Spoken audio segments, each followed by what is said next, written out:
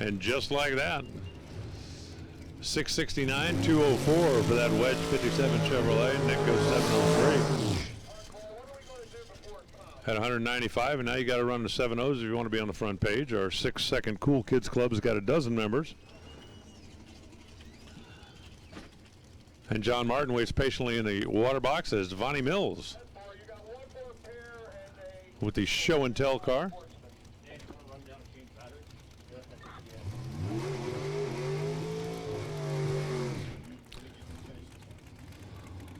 Martin just does a little shorty burnout, not going across the line, so he waits until his opponent has completed most of the process.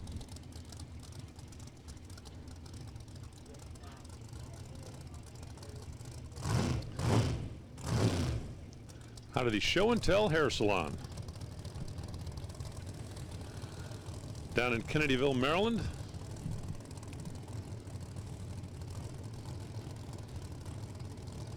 Vonnie and Eddie have used this as a weekend getaway for quite a few years now.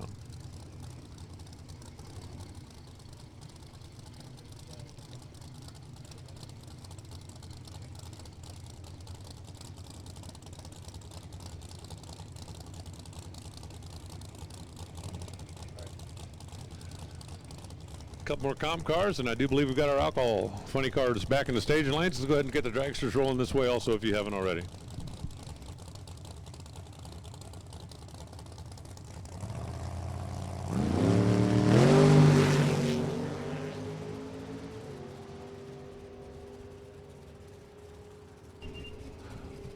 .693 for Vonnie, 198 miles an hour.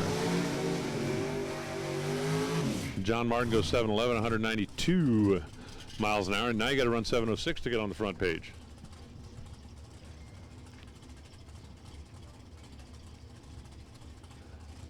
Here's Art Stafari. And Tommy's truck. And Wade Horton. And his split window Corvette.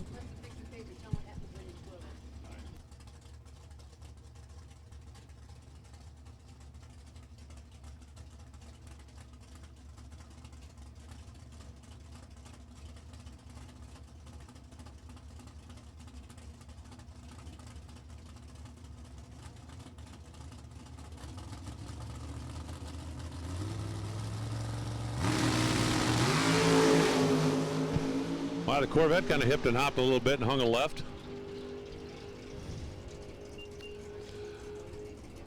.745, 184 miles an hour for Wade. Albert goes 740 to 186 miles an hour. And here comes the final.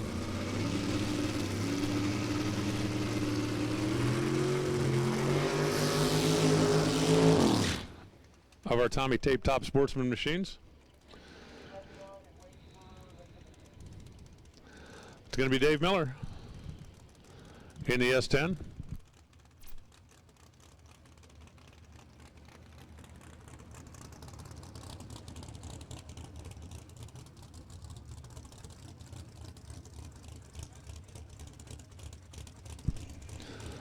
So you're going to have to earn your way into this one. We got 37 cars here, and you see the 32 car bump spot down there on the scoreboard. That's David Miller. Let's listen to that thing idling. It just sounds like it's got too many cubic inches. I know, you can never have too much horsepower or ammunition, but still.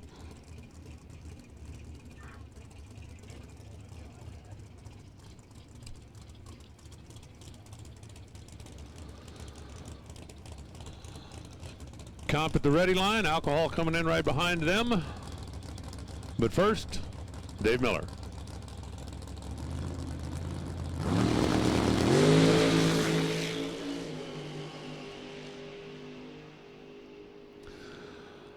Straight, true, and 687. 198 miles an hour for Dave. Front page above the fold. End up with 14 6-second players. Nobody better than said. Alcohol Cars proud to announce Accelerated Travel has returned to present the #1 qualifiers. With a bonus at each of the regional events here at the Northeast Division. In order to qualify, you have to have acquired the Accelerated Travel decals on your race vehicle for the event. Decals are, of course, available through the D1 trailer or Jackie or Sean Frick. ATI Performance Products in the NHRA Northeast Division have also announced a deal earlier this year benefiting stock and super stock racers competing in this part of the world on the Lucas Oil Drag Racing Series. Events like this, as well as PCRichard.com National Open events, now in its third year, stock and super stock presented by ATI Performance Products will present the winner and runner-up of both classes with bonus purse money, which is not product or decal contingent. Stock and super stock eliminator racers presented by ATI Performance. Event finalists will receive an extra $500 for winning, $250 for runner-up in the Northeast Division Lucas Oil Drag Racing Series, and the PCRichard.com National Open events at Atco Dragway and Maple Grove Dragway. The winner will receive $250 and runner-up $125. Toronto Motorsports Park, Maple, and other places. The winner and runner-up in combo days will also get bonus money. But a big thanks to ATI for supporting our stock and super stock racers here in the Northeast Division.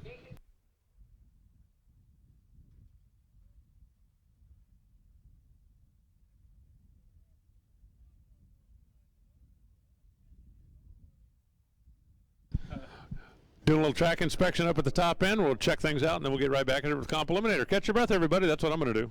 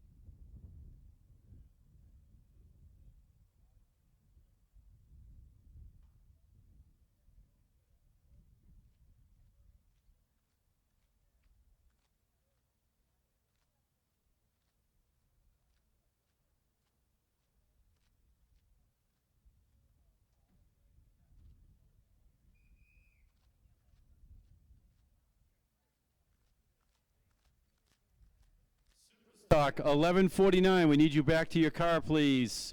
Super stock 1149, I need you back to your car, please.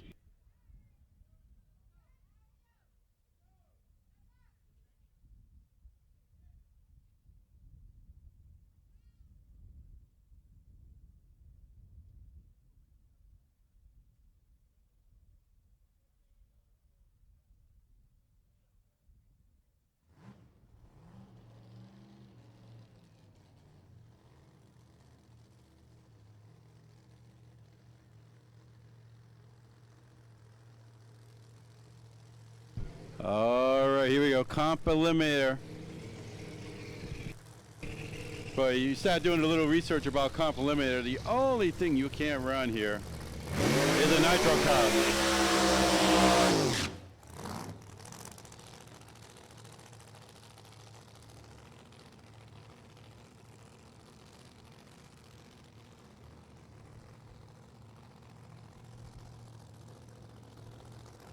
Chuck Little will come up right now, the split window Corvette out of Atkinson, New Hampshire. The AA Pro Mod. He's going to take on Pete Henratty out of Spionk, New York. The Firematic 32 Bantam.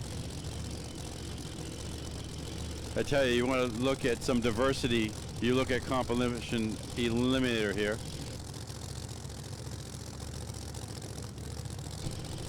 '96 different classes here in Comp Eliminator. And as you can see, there's two of them right here. K Altered out of Spionk, New York, taking on the Pro Mod with Brad Anderson power, 526 cubic inches. with the Henready 248 cubic inch Firematic. Sponsored. 32 Bantam.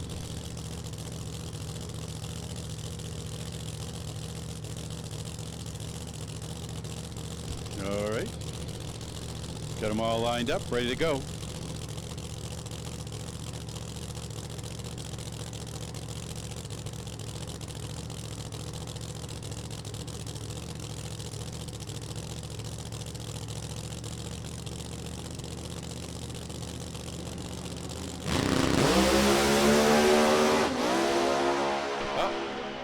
Side step, there we go. Oh, lot of white smoke there. We'll see what happens. Little, 590, 232. Henready, 768, 169. Let's see. Oh, it looks like it's all clearing up there. Might have been just the chutes. Looks like he's got a lot of baby powder.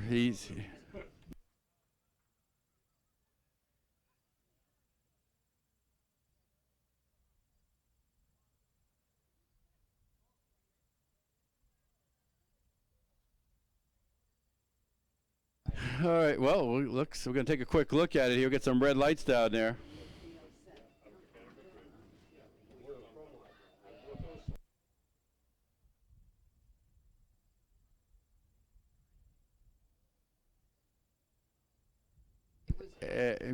Early reports, we might have a little bit of oil there.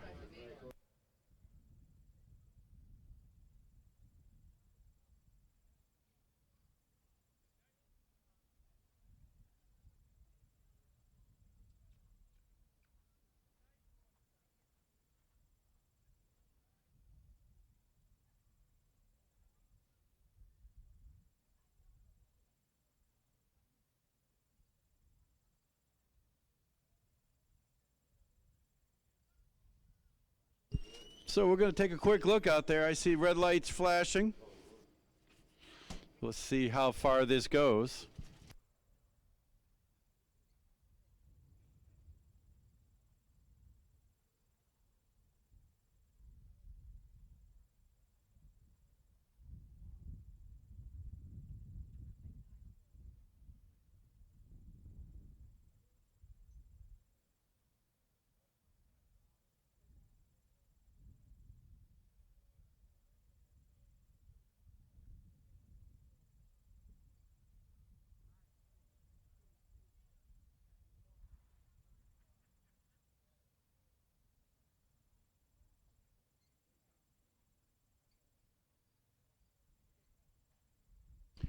Well, the key here is to find a starting point and the ending point.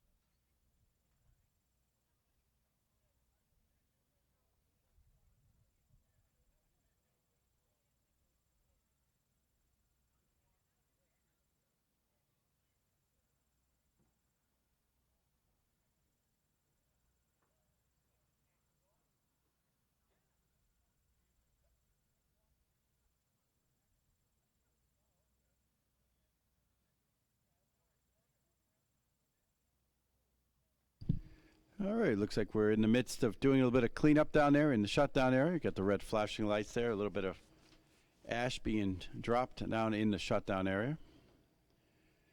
And then we'll get a little brushing, a little bit of blowing, and then right back to comp eliminator.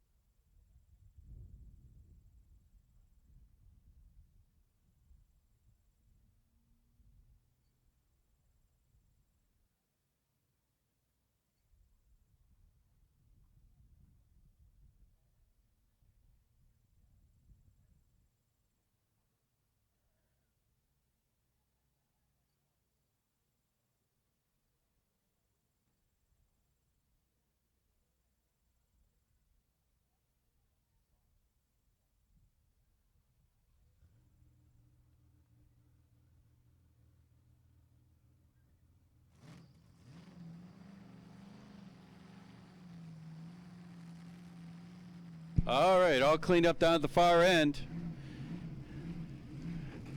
Eileen Armstrong coming up right now. The 71 Opel GT. Got to take on Santo Volpe and his 32 Bantam.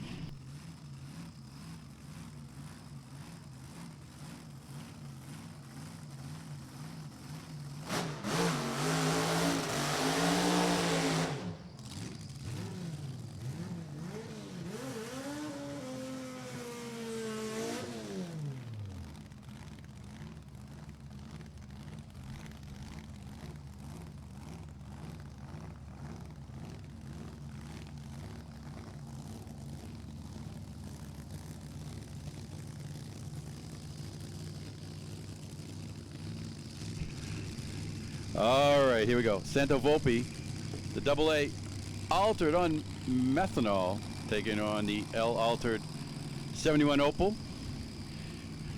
Got a big horsepower there, 166 cubic inch Chevrolet power. Going to take on the Bantam, mechanic out of Bethlehem, PA. He's a little bit better, 323 cubic inches Chevrolet power.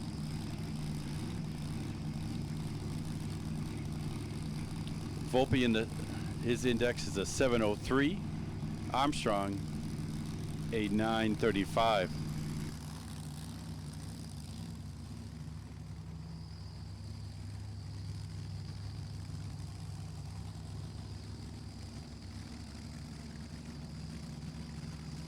Okay, crew chief says, hey, ready to go? Let's turn on the computer here and take on the Opel out of Malvern Square, Nova Scotia.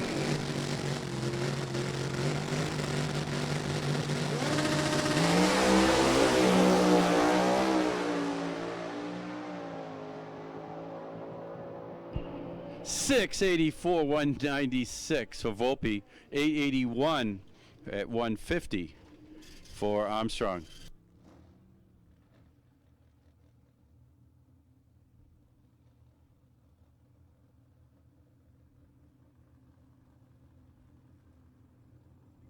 All right, next pair coming up here. Barielle out of Wakefield, Rhode Island. He'll take on Don Eckel, the Pro Stock car out of Piscataway, New Jersey.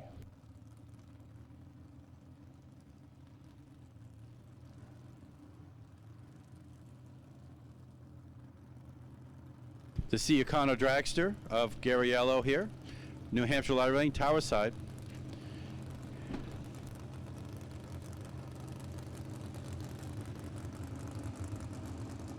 There's a 784 index, 758 the index for the C. Dragster of Echo. He's the 2015 Division I champion. Qualified to 2016 All-Stars. Okay, here we go.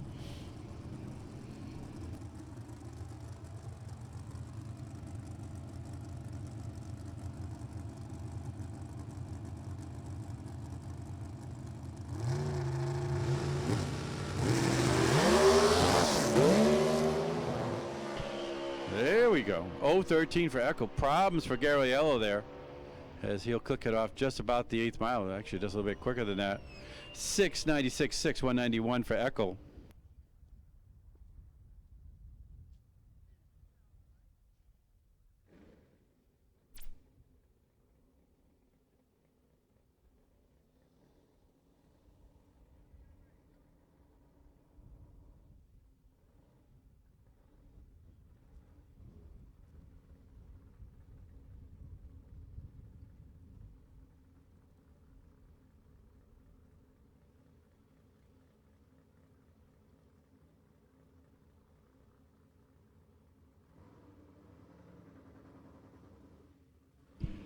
All right, here we go. Todd Logan coming up right now, the 2015 Altered.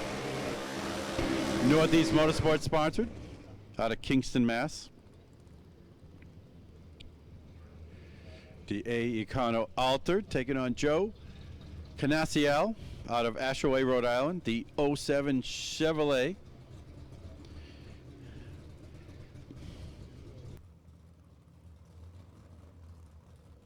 The eye stock on methanol.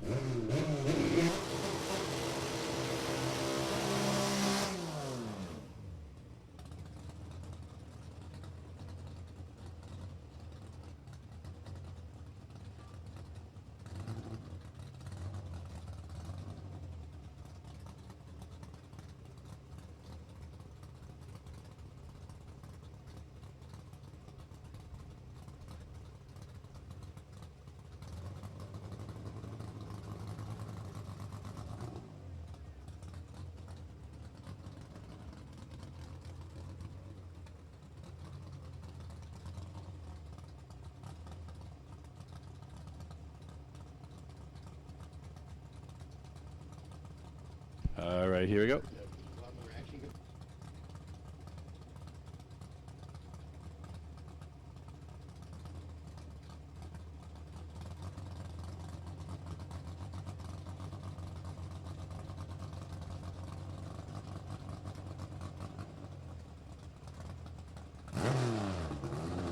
All right, here we go. Both are pre-stage.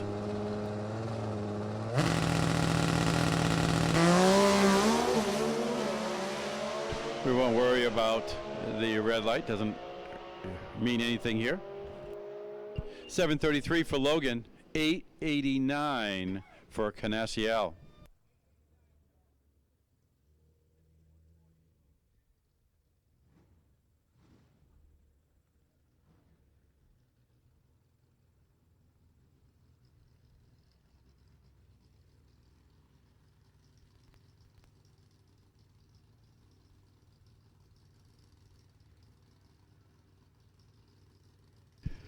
Next pair, it'll be Chip Ippolito, the 03 S10.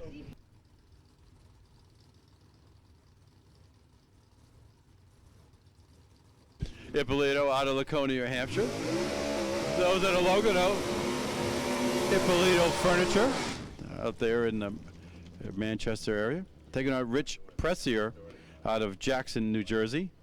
The 32 Bantam.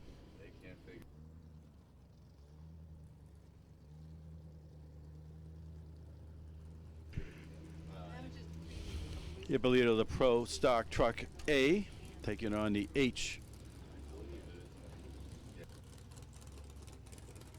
Econo Altered here out of Jackson, New Jersey.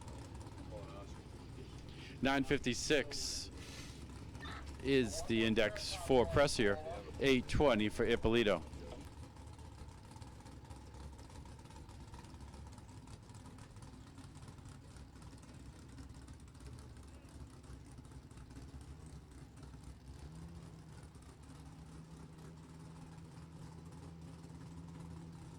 All right, they'll get themselves staged up here.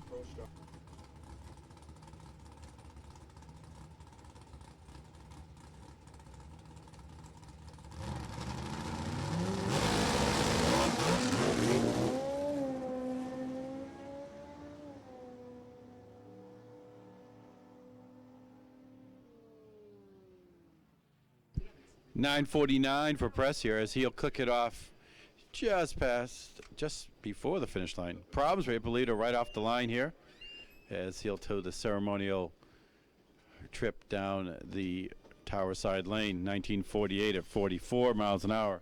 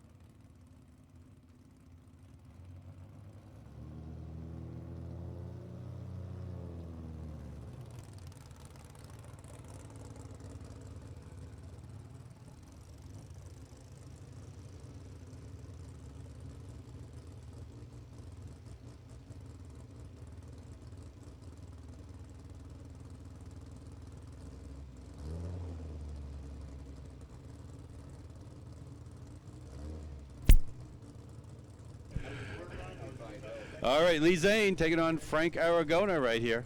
The Freehold, New Jersey electrician at the Ken Kier. Jay Altered taking on Lee Zane's dragster.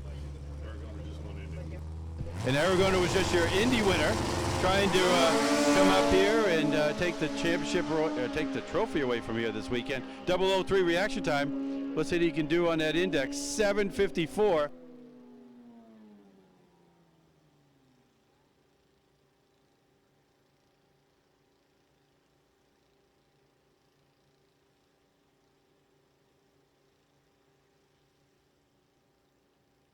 So a 7:54.4 for Aragona, 8:08 with a 9 for Zane.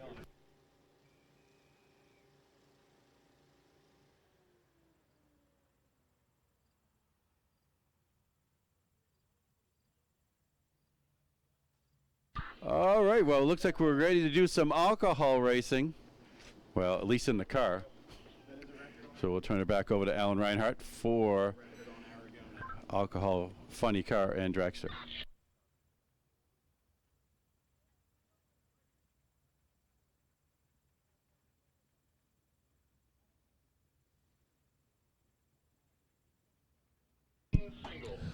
Thank you, Bill. Yeah, Aragona's on a little bit of a run right now after taking the Indy win. Of course, that'd be a 105-point race. He also took over the national point lead. And if you notice the number 1 on the side of the scoop, he is already the reigning champion. And I think the whole objective is not to have to bust the budget by repainting the scoop. So if you win the championship again, you don't have to repaint your scoop, and that saves you like billions. Well, millions. Well, $10. First alcohol funny car coming to life. Going to be Brian Gallick out of Pennsylvania. Now there'll be 3 qualifying sessions for the alcohol cars today. We'll set the field and get ready to go racing tomorrow.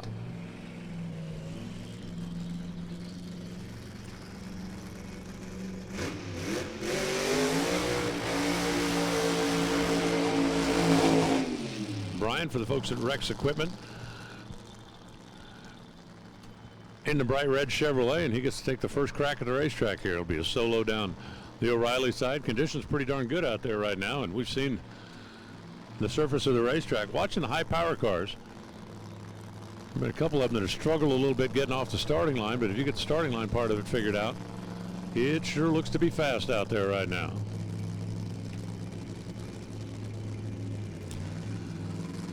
Current weather conditions, and it hadn't changed that much. Density, altitude. Checking in right now at 840 feet. It's actually gone down a little bit since the last check. Temperature at 65 degrees, and it looks like that front's starting to push this direction, and that's part of why we made the call to just keep clipping right along, even though we ended up basically right on time for the alcohol cars after a little cleanup down there on the racetrack.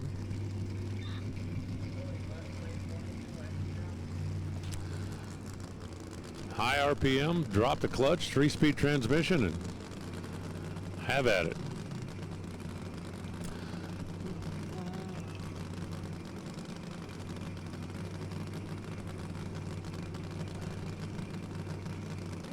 We'll spray a de-icer into the injector, and let's see what you got for us, Brian.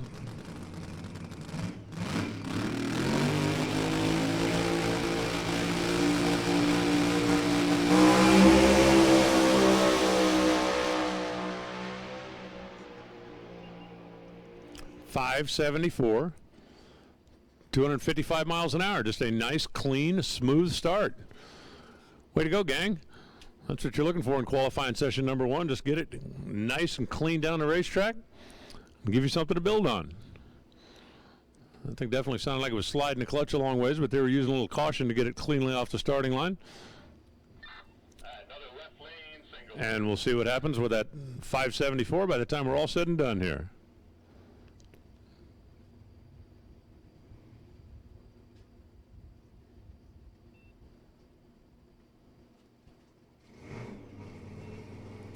And I believe we've got another solo here, and then we're going to start sending them at you 2 at a time.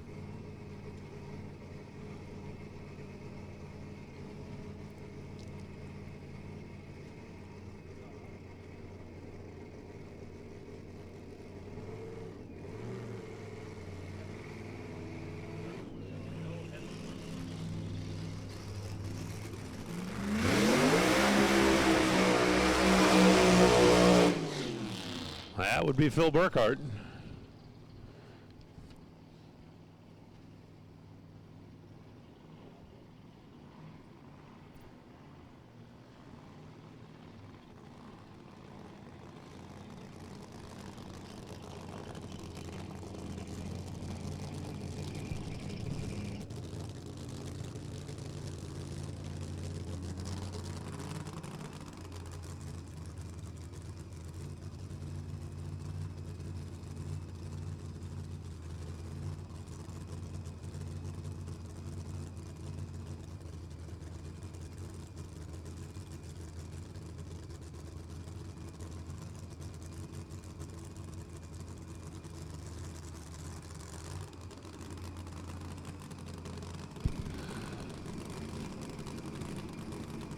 Phil Burkhart now rolling forward in the Follow a Dream, and that was rather interesting watching the crewman down there. The guy behind the car and the guy in front of the car kind of looked at each other and shrugged their shoulders.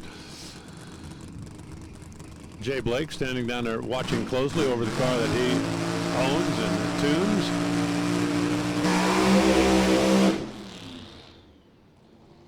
Now that thing, you heard it. I mean, it kind of pulled the motor down a little bit when he dropped the clutch, and then it went into a pretty violent tire shake out there. Made a little dart toward the left, and Burkhart decided we'll just come back and try it again later on. A 12:50, 63 miles an hour, 12.5 seconds to get down to the quarter-mile mark, and he was on the gas for, what, a second and a half maybe? Give you an idea just how intense the acceleration is on these machines. And after, I mean, couldn't have been 2 seconds of acceleration. It coasted to the stripe at 12.5. Hey, Stock Eliminator. Oh, attention to the pits. Stock Eliminator, come on down for your second qualifying session. Need you to the lanes, please. Stock Eliminator to the lanes. I'm getting Phil a little boost down there to get him clear of the top end of the racetrack, and we should be ready to bring the next pair to life.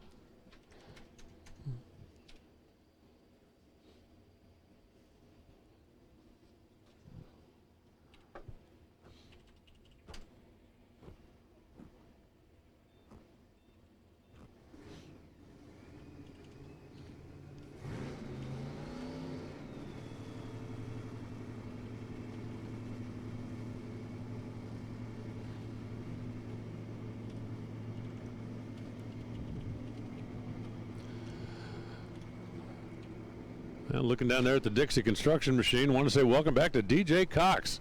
First time I've seen him back on the racetrack since that wild ride he took down in Gainesville earlier this year.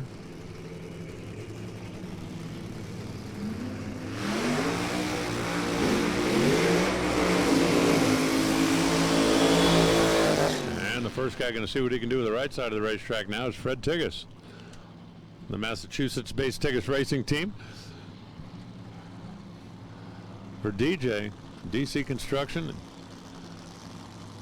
the folks at Dixie, it's been a tough couple of years. Boy, he took a crazy ride down in Lebanon Valley last year and got everything back together, brought it out to the Gator Nationals this year, was actually awarded Best Appearing Car, and then that thing took a wild shake and a hard left and destroyed the machine. So good to see DC Contracting and Dixie back out and back on board with DJ.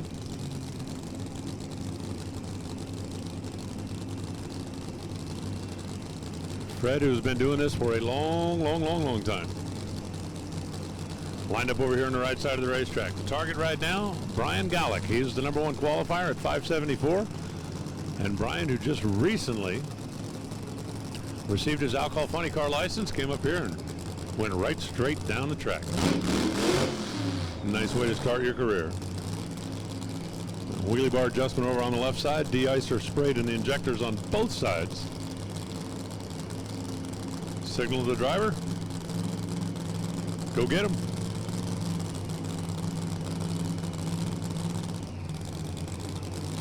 Wow, Tigges just rolled in and lit both bulbs. I don't think he meant to do that.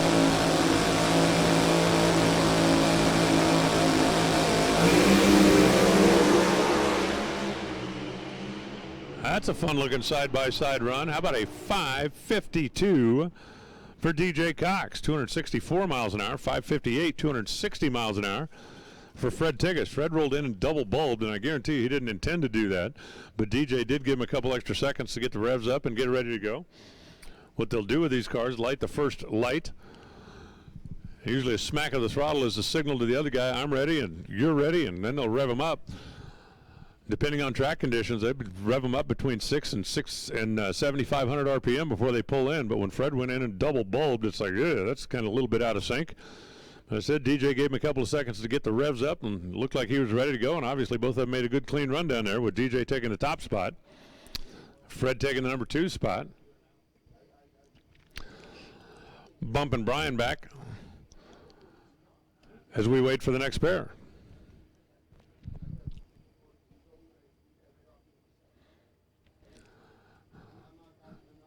Both of them making the turn at the top end of the racetrack, and that should be the signal to fire. Dan Pomponio and Matt Gill. You know, when you come up in this part of the world and you want to try to start mixing it up in the alcohol funny car ranks, these are two of the real power players you're going to have to deal with.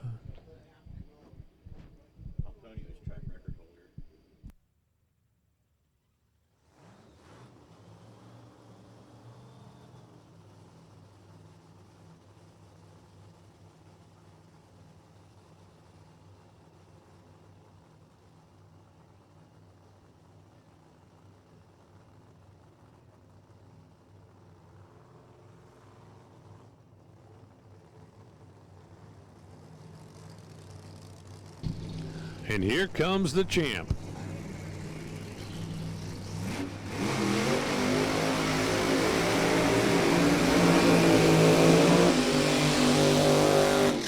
Your reigning Eastern Region champ, Dan Pomponio, out of New Jersey, also the track record holder here at New England Dragway. And Matt Gill. These two went head-to-head throughout the entire season last year before Dan locked up the championship. Matt ended up in the number 3 position. McGill, a former champ as well for the Moduline folks.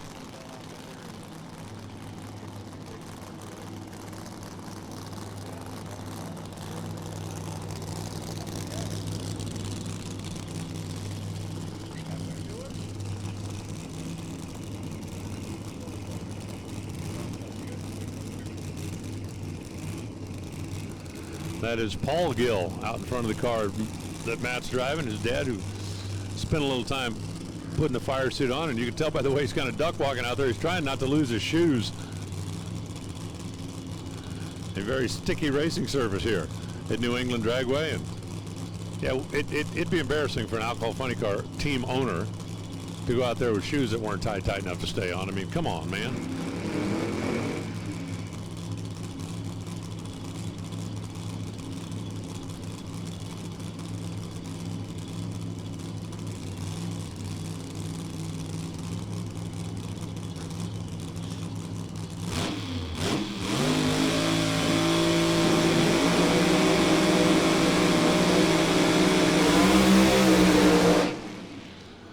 Well, both of those things were on like screaming RPM, and then it just wouldn't quite take it when they dropped the hammer, and they're going to end up coasting down to the stripe. Gill at 9.90 seconds, 95 miles an hour. Pomponio, 11.78, 68 miles an hour. And how about DJ Cox? Looking pretty good up there with a 5.52. It's going to plug him in the number 1 spot. Fred Tigges number 2. And Brian Golick, hey, good clean run down the racetrack. Good enough to put them 3rd right now.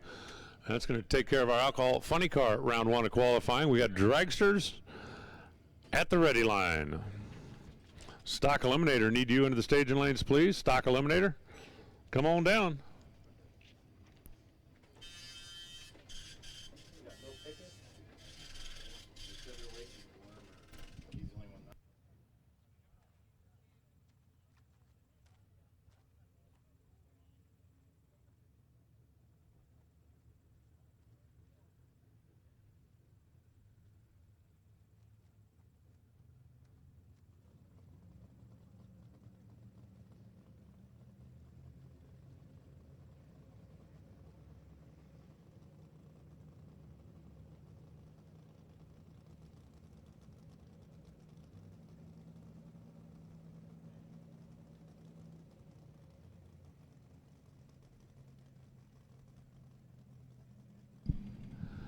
And here comes the first of our top alcohol dragsters. Should be the quickest and fastest machines we see out here this weekend. Alcohol dragster, a little bit of a misnomer because you're going to see a number of them that are actually injected on nitromethane. And a question I get pretty regularly from casual fans is, why are there no injected nitro funny cars? And the reason for that is basically that was never a class for an injected nitro funny car. If you go way back in the day, there was top fuel, there was junior fuel, which was blown versus unblown. The junior fuel category got adapted into and drafted into the top alcohol dragster ranks, but there was never a junior funny car. There was never a junior funny car category, so to speak.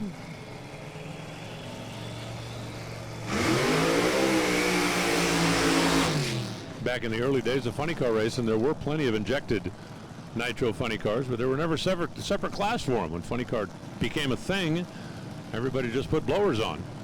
And so the separate class was never created, and that's why you don't see injected nitro funny cars.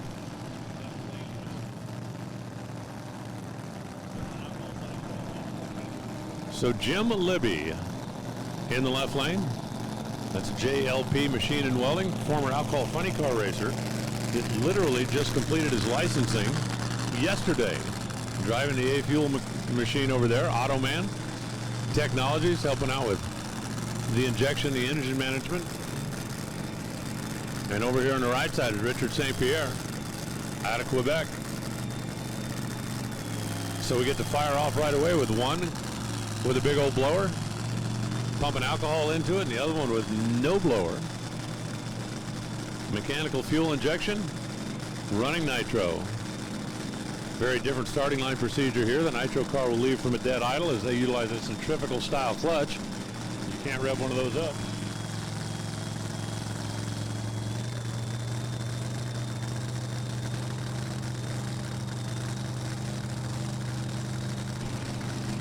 So St. Pierre will rev his up like the funny cars did.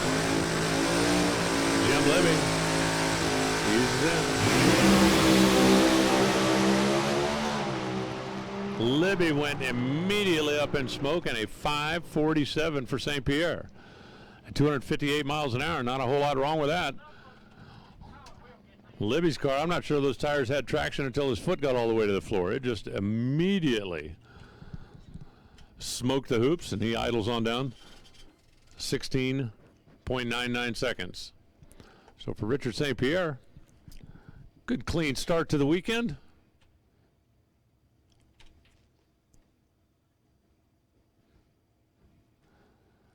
And for Jim Libby, they'll go back, reload, come back and try it again in a couple hours.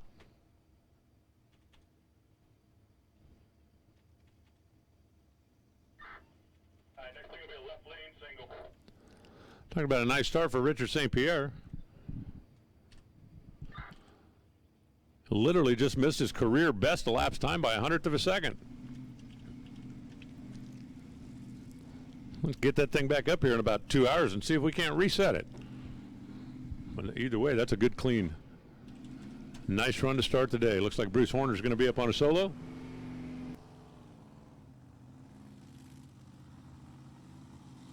As apparently Tom Pickett was not ready to go here in the first qualifying session. Now I do believe, looking at my cheat sheet,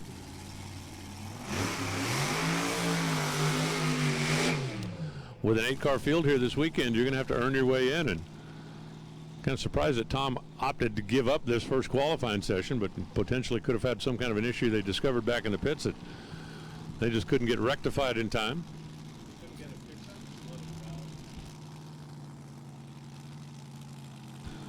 So Bruce Horner with a big block Chevy.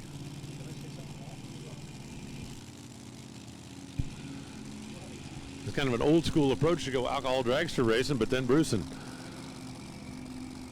his brother been doing it this way for a long time, and hey, why switch?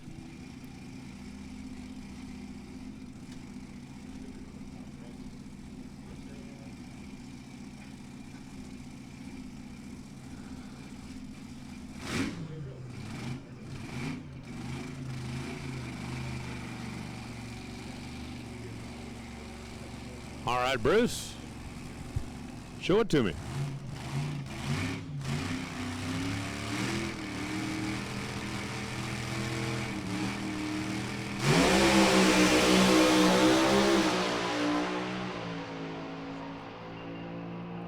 .556, 247 miles an hour. Nice, clean run. That's the best thing you can possibly do when you come up in the open qualifying session. Just get yourself a number on the board, get yourself something to build on. You know, the thing that you hate to do is if you come up and shake the tires and rattle the tires, or like Jim Libby did, just knock the tires off, you don't really learn anything. But for the Horner brothers, that'll give them something they can build on.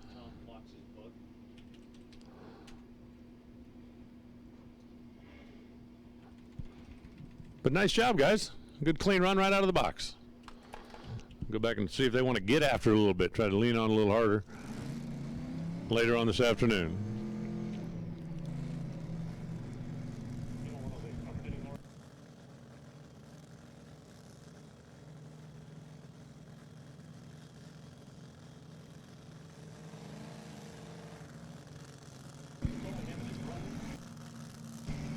Here comes Tom Fox with the blower car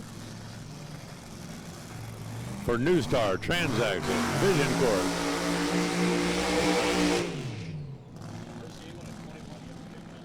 And here comes Dan Mercier, that in testing yesterday put up some pretty impressive numbers.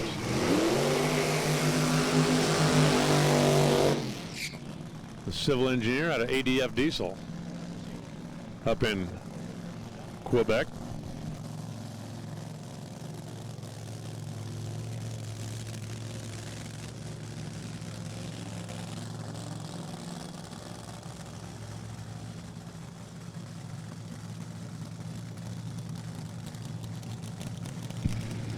This time we'll put the blower car on the left side,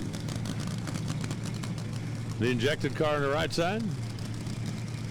Those numbers Dan ran yesterday were basically right on the track record here at New England Dragway. Of course, running record numbers in testing is kind of like hitting home runs in batting practice. It's nice to know that you can do it, but until you do it officially, it doesn't really count.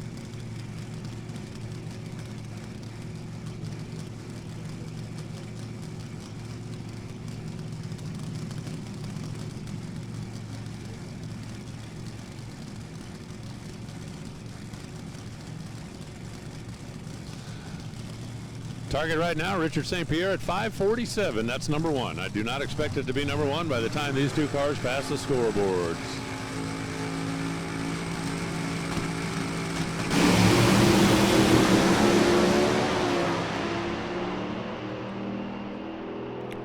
.526, Tom Fox. 528, Dan Mercier. Tom Fox goes to the number one position. Look at the celebration going on over there on Fox's side of the race course. But that is stepping up big. Tom Fox at 526. And to give you an idea why those guys are celebrating, that is career best, both elapsed time and speed. Tom Fox has never gone that quick or that fast. And that's going to put him in the number one spot. Nice job down there, gang. Congratulations. That first run out of the box, when I keep saying all you want's a nice, clean, decent run, and all those guys wanted was a career best run. And Dan Mercier at 528, that ain't nothing to sneeze at, especially the way he ran yesterday. I think they came up and said, let's just be sure it goes down the racetrack. Make sure we get in a nice, clean run, and they did exactly that. Duane Shields and Jackie Frick, the next pair. Duane, a former national champion. And Jackie, I believe she's been top 10 every year she's been doing this.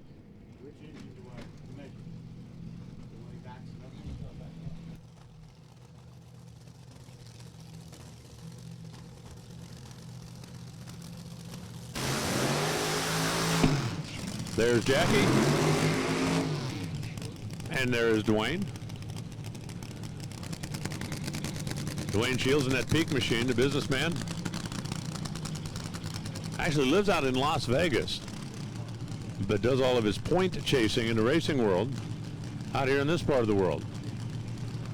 The rig lives out here on the East Coast, and he just flies in when it's time to go racing.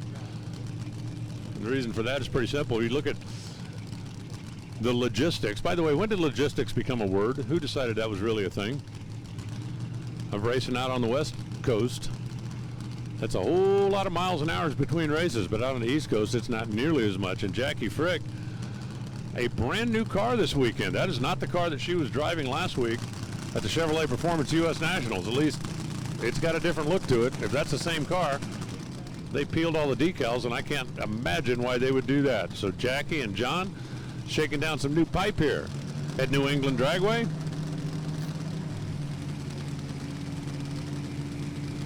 Two injected cars getting after it here, and two pretty darn good ones.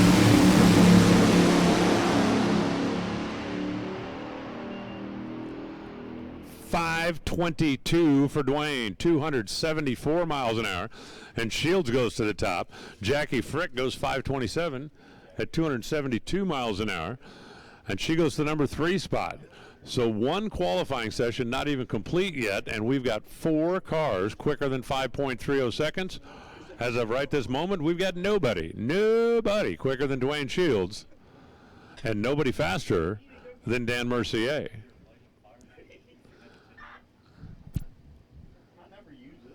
As soon as they get those two rolling, we'll bring up 2 more.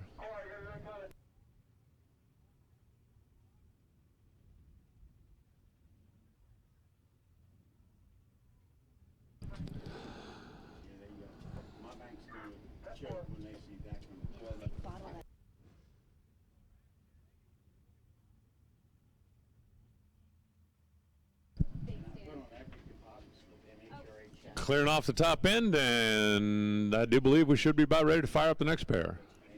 Josh Hart, the red, white, and blue TechNet car, and TJ, Troy Coughlin, the oh-so-familiar yellow and black for Jegs.com. The McPhillips family in one side, the Harts in the other. I see green flashers at the top end, and I see the fire-up signal at this end. Stock eliminator, stock. You should be in the lanes.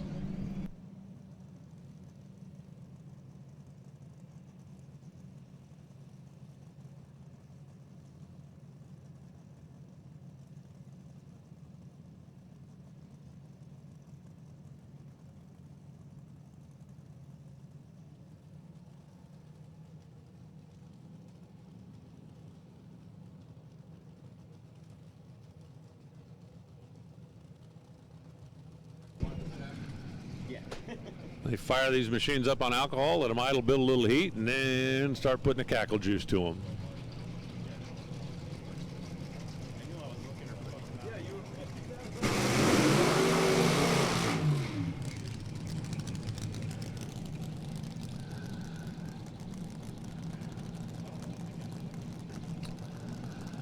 Josh Hart, a former Indy champion, and Troy Coughlin came that close to doing it a week ago. Made it all the way into the final round against Megan Meyer and jumped on the gas 0.03 of a second too early. But they are still right in the thick of the points chase. Everybody with an alcohol car right now is chasing Sean Cowie.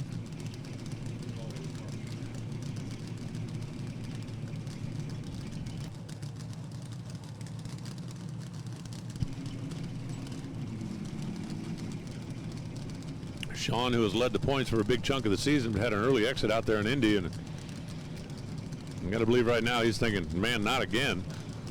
Don't let that open the door for somebody.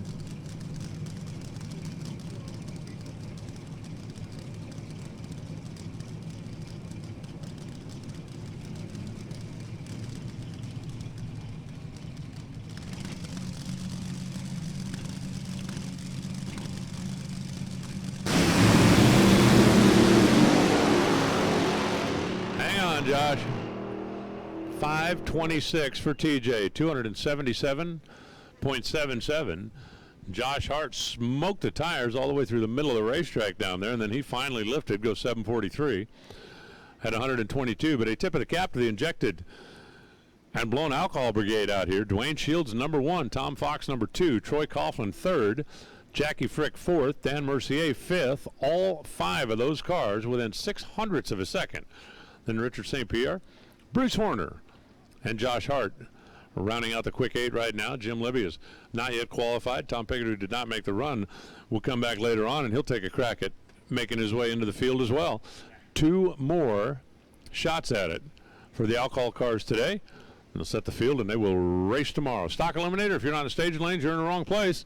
We're going to do a quick little drag out there on the racetrack and then jump right into stock qualifying session number 2. Now we're going to run through the rotation again with stock, Super Street, Super Comp, Super Stock, Super Gas, Top Dragster, Sportsman. We'll run the alcohol cars again, and after that, we're going to flash back to Lebanon Valley and get that race completed. Still got a full afternoon. Tractor making a couple of laps out there, and then it'll be time for Stock Eliminator qualifying session number 2. Glad to have you folks out here with us at New England Dragway this weekend. Thank you for making the trip. Enjoying the day. It's going to be a fun one. We're just really getting started.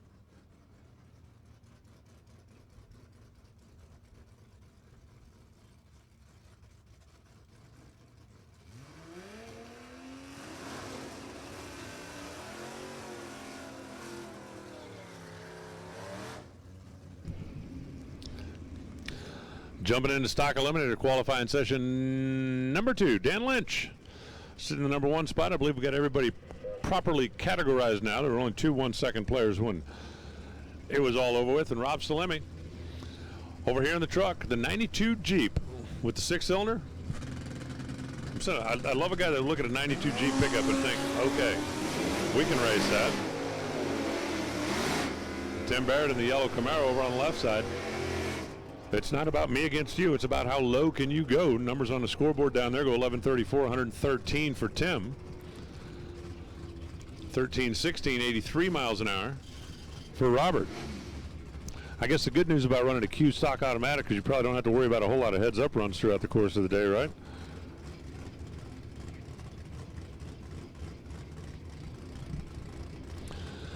Now it's Tony Jarvis in the Cobra Jet. And Jerry Hatch in the Duster. That is a blown 5.0 that just ran 878. and picked up 300s, 153 miles an hour. Jerry Hatch, 1069, 122 miles per. And time for James Whitehead in that C automatic. And Tom Auger, I love this thing. 63 Dodge, 383.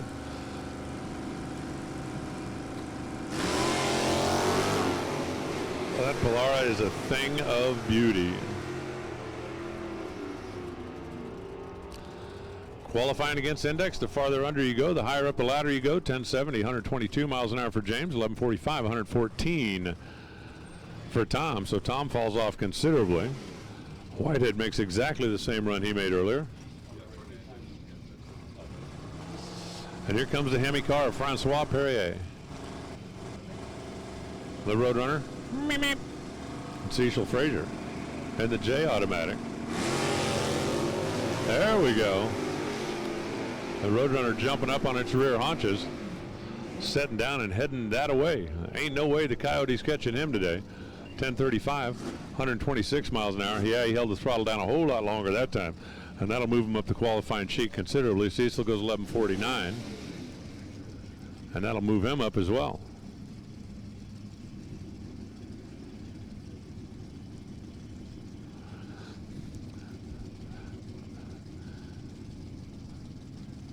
Here comes Matthew Barielle in the left side. Christian Philippone in the right side. 307 Cutlass, 350-69 Nova. Barielle was one of the first cars down the racetrack this morning. He and Ron Infantino decided to hustle up here, be first pair, and get in that extra run.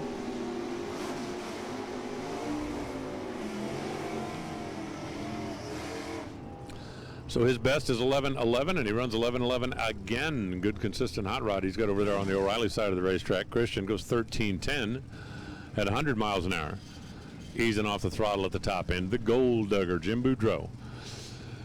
Engine by Jason Line. Yes, that Jason Line. The Gold Digger right now sitting in the number 7 spot, and Jeffrey Coyne in the J Stick Z28. Now this is a clutch car. He dropped the clutch on it earlier and knocked the tire off of it. So Jeffrey Coyne has not made a representative run with his Z28 vintage 1985. There we go. This is going to be better. This is going to be better. Boudreau flies that thing off the starting line, as is the norm for him. 10:10, 129 miles an hour. He slows a bit. Jeff goes 11:46.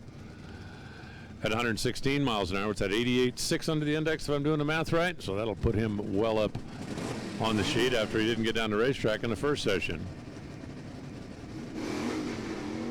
Now it's Alan Dame. I do like that car. I can't help but look at that 1970 Cuda and look at the tweak in the hood over here on the right side and think that that must have been one of those things that just made him want to cry. I'm not sure exactly what happened to it, but man, when something like that happens to your hot rod, especially when it's as nice as that car, that will put tears in your eyes. So the 440 6-pack A-automatic Barracuda and Adam Stang with the E-stick. Now this clutch car also, when he dropped the pedal earlier, knocked the tires off of it, and he did not get a representative run. Let's see if Adam can move himself up the sheet a little. Might have bogged a little bit that time, but at least it did make the initial move. So Adam's going to step up. Look at him. He's hanging right alongside that A-automatic car down to the finish line. 1084, 122 miles an hour for Adam. 1104 to 119 for Alan. When your class index is 11 flat and your lapse time is 1104, as a general rule, that does not bode well for having a long day when we get into eliminations.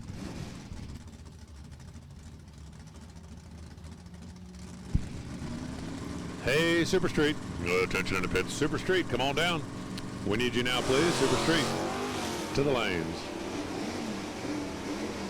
Gary Parker in the Corvette. Rob Vogel in the Mustang. Mustang made the better move on reaction time. Corvette's got the faster car down the racetrack. 11:18, 116. For Parker, he's going to pick up a tenth of a second. 12:17 at 106. Vogel's going to pick up about 6 hun. So those two both made a step in the right direction or held the throttle down a little bit longer.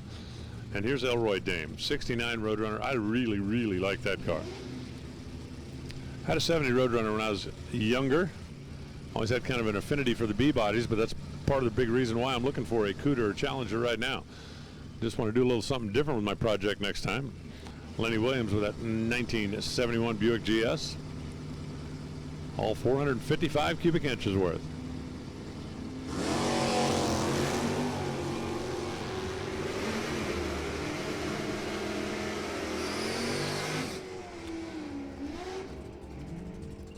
Both of them running on high C down at the other end. Lenny Williams goes 11:09, exactly what he ran earlier.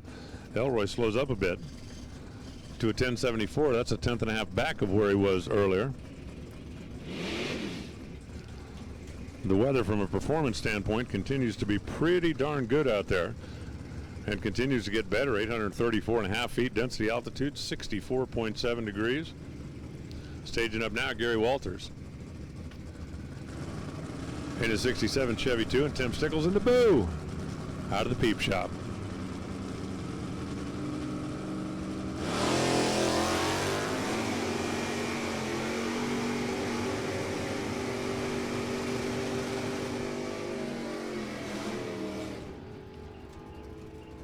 .11:02, 117. Gary Walters picks up a little bit. Not quite enough to get a second under the index, but he is pretty darn close. 87.8 under, 97.8 under.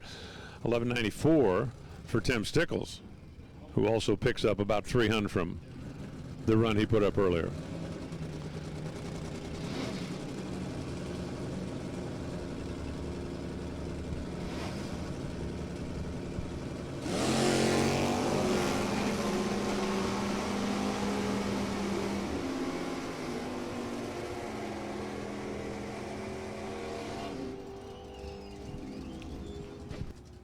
.11:14, George Mears, a D-stock automatic Duster down to the stripe. 11:37 for Joe DiMarzo and his H automatic Chevy 2.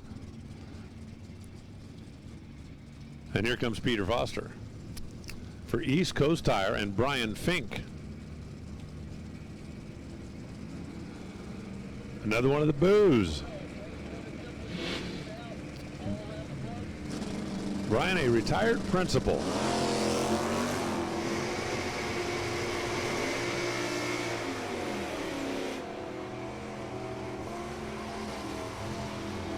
Kind of makes me think, I wonder whatever happened to my middle school principal. We had kind of a bet going on which one of us was going to last the longest. I think he was still there when I left, but he had a whole lot more gray hair than he did when I got there. Brian Fink goes 11,700 at 110 miles an hour. 11:07 for Pete Foster at $1.16. So Pete picks up. Brian picks up. Brings up George LaBelle in the convertible Camaro. And Tim Whitehead in the non-convertible 86 Formula Firebird. Super Street, Super Street. You should be in lanes, please.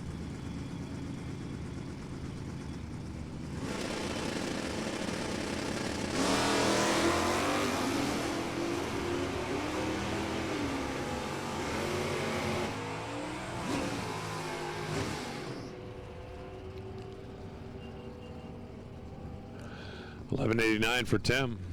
110 miles an hour. He actually slowed, kind of bucking the trend there a little bit. George LaBelle goes 12:03 at 107 miles an hour. And that's going to put him at about 41.2 under the index. Just stay away from the heads-ups and you'll be fine. Mike Gianchi, Bill Shepard. Shepard's going straight forward. So is Gianchi. He just didn't put it on the side of his car.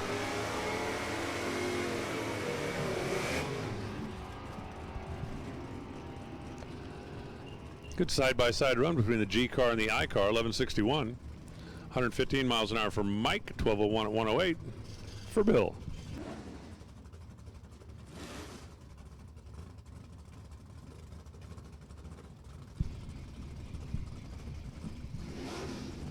Carl Massafra now with his small block automatic E Camaro, and Greg Bartmanian with his 83 model.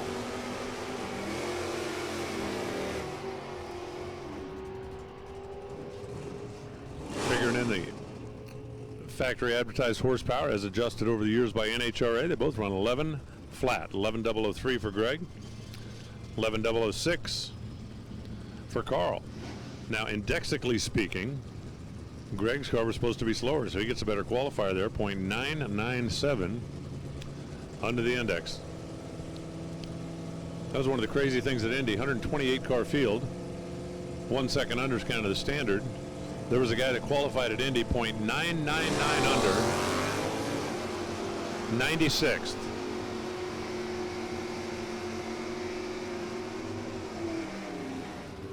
Indy, we had 95 cars in stock qualify better than 1 second under the index.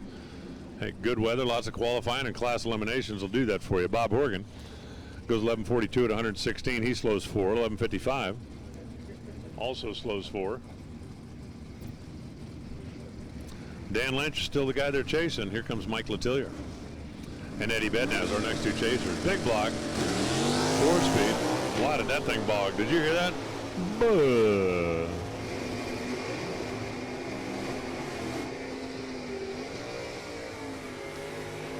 Bednaz goes 10:45, picking up a 10th at 128, but that thing really bogged when he dropped the clutch on it at this end. Mike Letillier goes 10:47 at 125. Ends up being a pretty fun little side-by-side run, even though they're just running and qualifying, not racing against each other. And now, how do you like your Camaros? With a big block and a clutch like the left side, or with a small block and a drop top like the right side? I don't know about you, but I'm trying to figure out how I can do the big block 4-speed convertible. Now that would be me. Broadband going to be the quicker of the two, heads up by about a second. 10:05 for the SS396, 131 miles an hour. Roberts goes 11:04 at 119.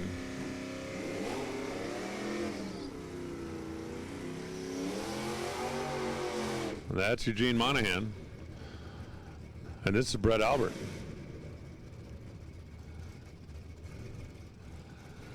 '71 Nova 350 M stock automatic. That's almost got to be a 2-barrel, right? I'm not sure how else you can get that far down the alphabet. I'm going to find out. It's on my list of things to investigate. I'm going to go undercover. I'll get a cloak and a wig and some of those, tinted lenses. Nobody will recognize me. You know what else I'm going to do? I'm going to be shorter. Everybody gets platform shoes. I'm going to get negative platform shoes. So that way I'll be 5'8". I'll have a ponytail.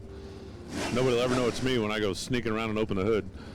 Brett Albert, meanwhile, goes 12:43 at 104 miles an hour. Gene Monahan goes 11:70 off the throttle at 98 miles an hour. That car has to be a 2-barrel. Has to be.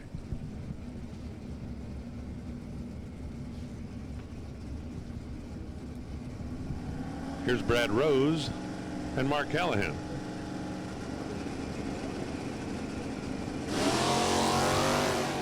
And a pair of Camaros.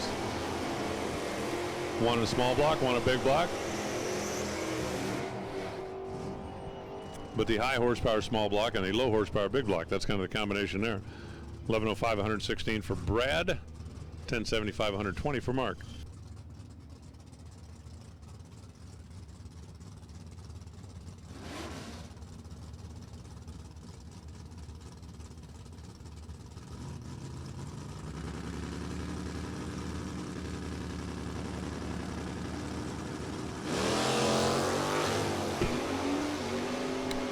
Jim Reed goes red. Lou Santalanza goes right down the boulevard in his car. 11:12, 117 miles an hour for Lou. 11:58, 112 miles an hour for Jim. I'm still looking for a 70 Duster 70 Challenger. Somebody's got one somewhere. Just sitting in the shop. Project's been given up on. That's what I'm looking for.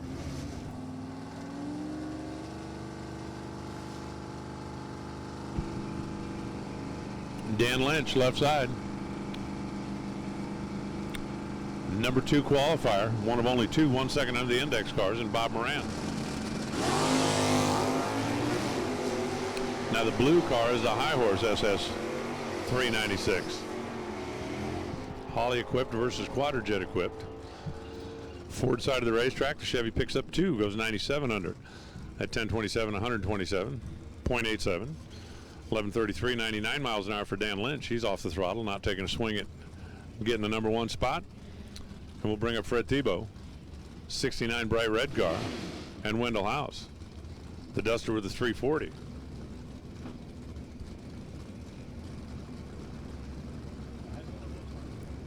You had one of those? You want another one? I'll find it. All you got to do is convince your wife.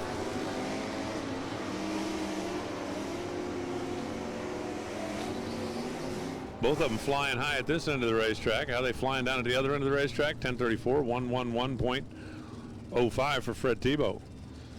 1082, picking up a 10th at 116 is Wendell House.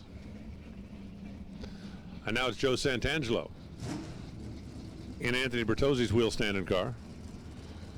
And Ken Robinson and the Blue Machine. That's both SS396s, but one's a B car, one's an E car. I'm still stinging a little bit because you watch that black car leave the starting line. This thing would be so much fun to drive. And I went to Anthony, who owns the thing, one time and said, hey, why can't I drive it? What's he got that I ain't got? And he said, talent. And I thought, wow, really? You had to say that to me? Well, if it's just going to do little baby wheel stands like that, that's no fun at all. I want to drive it when it's flying. 1048, 111 miles an hour for Joe. 1091 for Kent at 119. 10.919 at 119.91.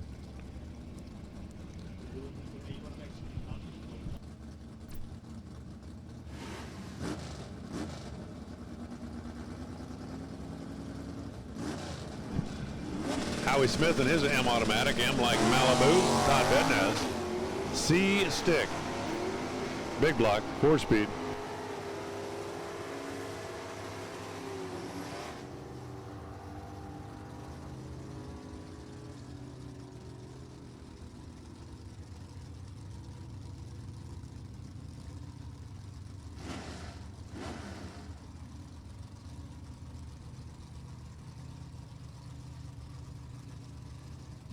.1059, 125 for Todd Bednaz, working that third pedal. 1208, 107.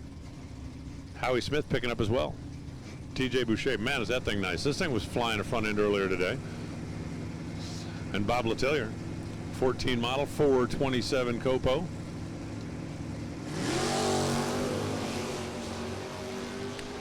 Just think, Copo's back in the day. As Letellier goes 968, 136, 1134, 113 for TJ. Copo back in the day, you know, the central order production office, you had to know who to call. If you knew who to call, you could order whatever you wanted. If they did that today, since everybody's got Google, would they have made like 10 million of them? Because how many people you figure that, you know, if I just had the magic phone number, I'd order one of those. Today you can do that. Tim Partash, 97 Camaro left, Tim Gray. Really? Tim Gray driving John Gray's Nova? Right on, right on. Tim is John's son.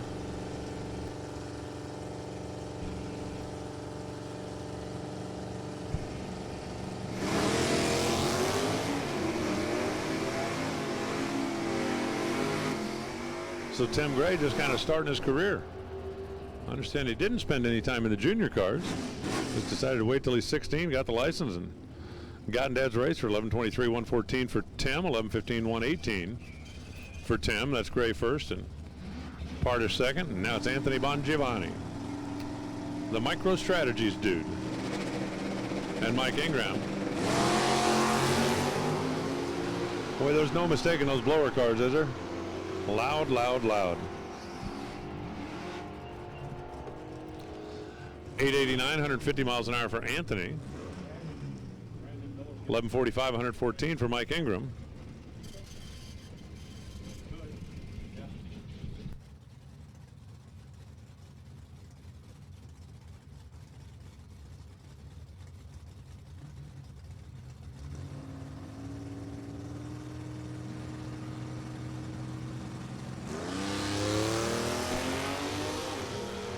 Keith Sansoni. Mighty Mouse off and running. Well, it occurred to me, if a big block Chevy's a rat, Keith goes 10.668 at 102 miles an hour.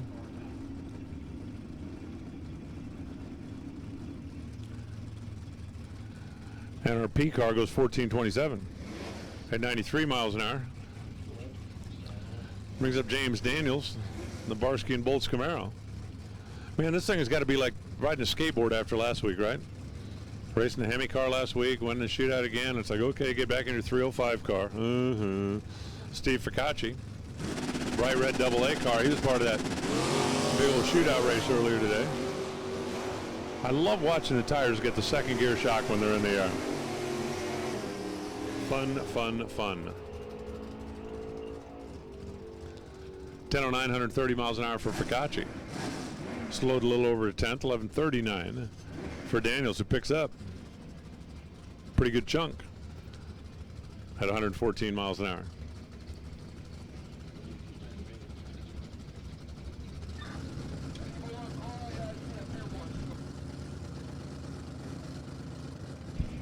Final call, Super Street. Attention to the pits. Final call, Super Street.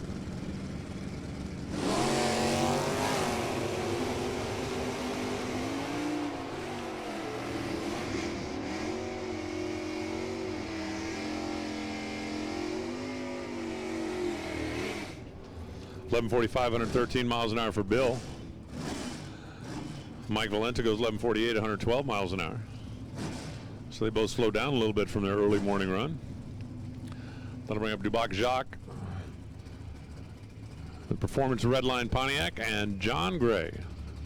And wow, is that thing nice.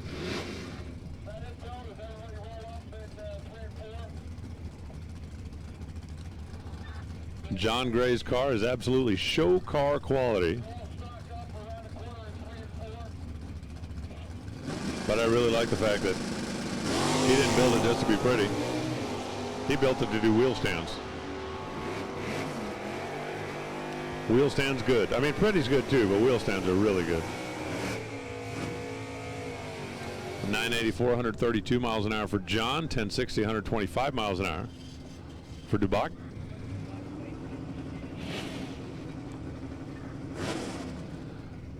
And here comes Chris Buescher. And Brandon Karaguzian. Brandon, another one of the boos. Listen up in the pits. Attention in the pits. Super Comp, come on down if you would, please. Super Comp, we need you to lanes for your next practice run.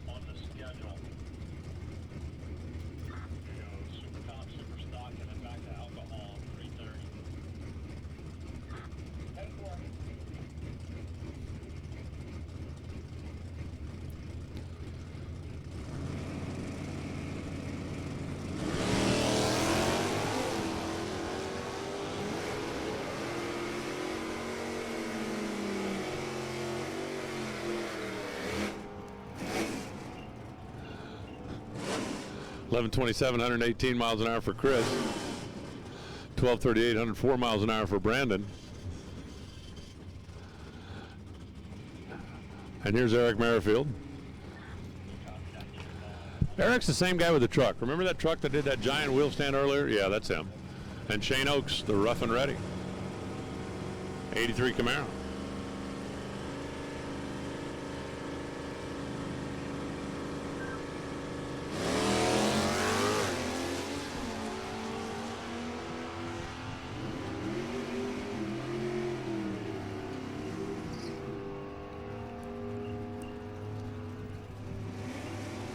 .11:24, 117 miles an hour for Shane Oaks, and he picks up about a tenth and a half. 13:69. Merrifield makes exactly the same run he made earlier.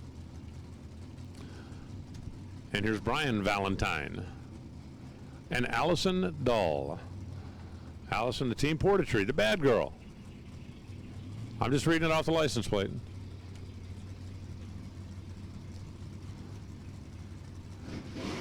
Allison, who gave the division a run for the money last year, finishing in the number 3 spot.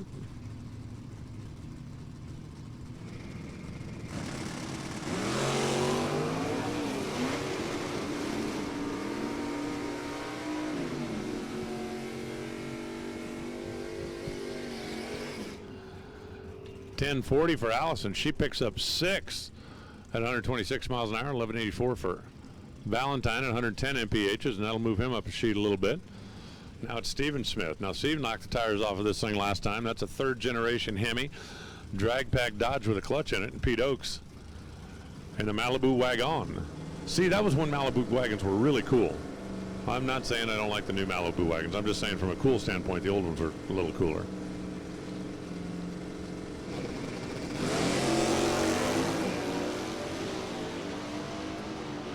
Steve's still turning the tire a little bit, but this is going to be a much better run than he had last time. If he legs it out to the finish line, 977. Yep.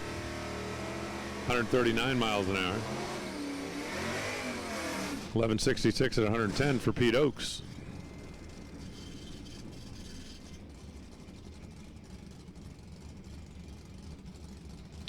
Here comes Jim Farrell for Innovative Performance. Mike Farrell will be up momentarily. Tom O'Laughlin. The 1968 Chevy. The big old Chevelle Malibu, the big old 396. Big old with a big old.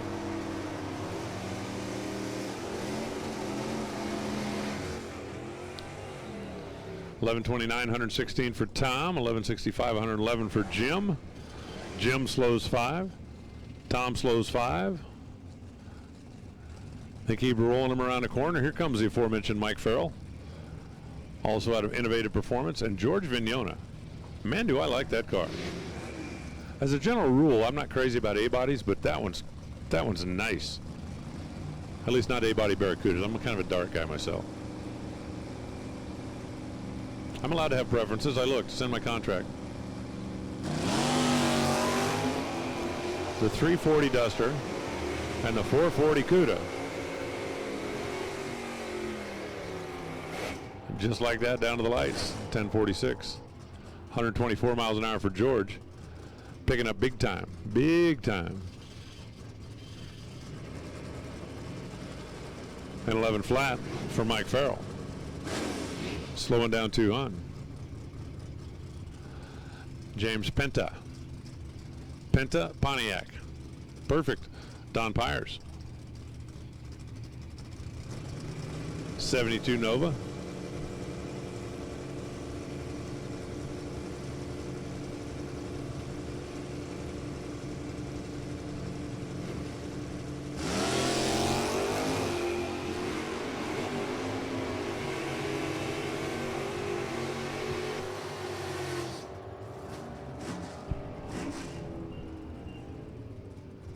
Penta ran 1088 earlier, ran 1089 just now. Don Pyers goes 1182, still lifting off the throttle at 81 miles an hour. He's not moving up to the top half of the field, and you can't make him. Well, he's right about that. We can't make him. Bubba Lanke works in the family lawn biz, and Justin Pacillo.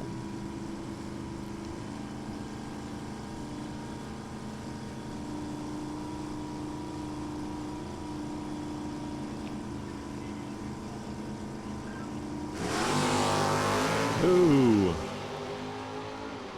that is a big old puddle under Justin's car. Whoa, hang on, Justin. That thing at the finish line hung a left and went nose first into the wall.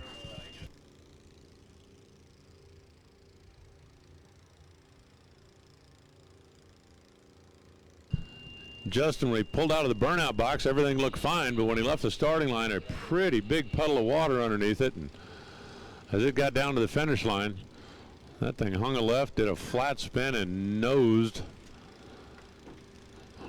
into the concrete on the left side of the track here.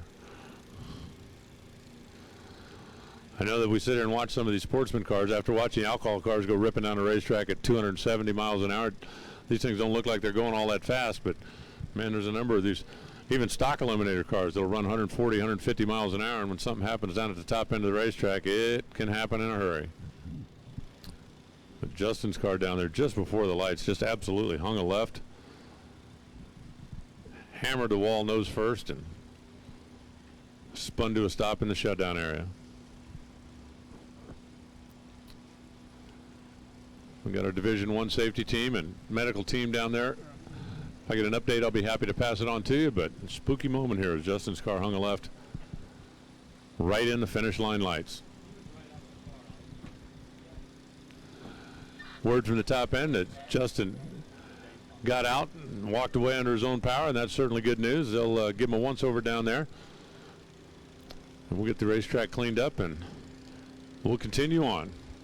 Man, hate to see anything happen down there. Hate to see guys get their equipment torn up, but the driver gets out and walks away. That's certainly the most important thing.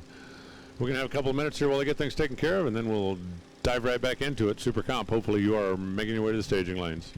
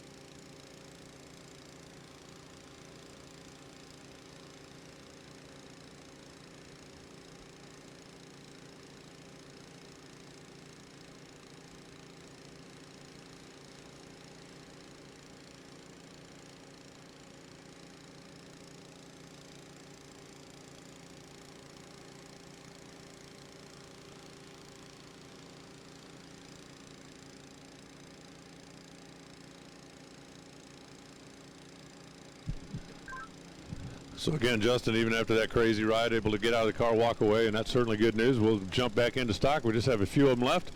We got lanes full of super streeters and super compers ready to go next.